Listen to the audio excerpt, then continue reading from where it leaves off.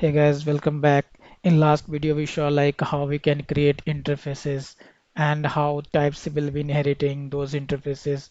We created one product variant and we created size variant and color variant implementation of this product variant. And also we saw like how we can resolve these size variant and color variant with help of resolve type method. Now in this video we'll look into like how we can query the size variant and color variant. So we'll talk about how we define inline fragments. So inline fragment has two things, three dots and on then type name. So basically three dots you can compare it with the JavaScript destructuring. So understand in such a way like everything in this object architecture will be destructured on this level of and variant names. So what we are going to do is like we will be using three dots and on type name is something like it's a condition like if there will be uh, if this variant will have this type name then it will actually destructure the properties we are going to define here. Otherwise, it will skip this. So it's a kind of if condition, like if type is size variant, then what I want to do is like I mean I want to fetch property size.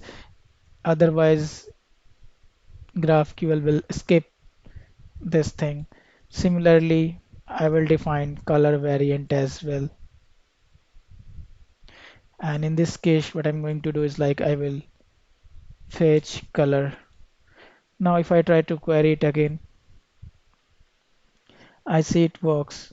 You can see like the variants are now giving the colors. Also,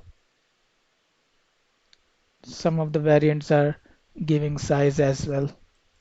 So depending on the these products, if it has the variants of size, then it will return the size.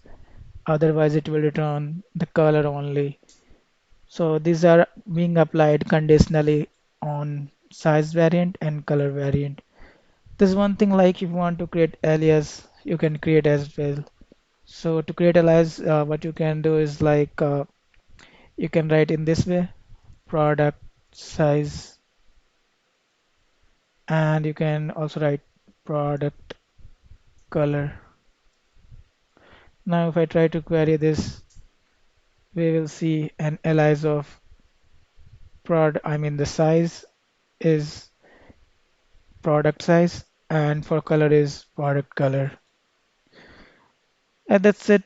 I mean everything for from inline fragment. In next video we can have a look on what is union and how we can use union. Till then, have a nice day. Thank you for watching.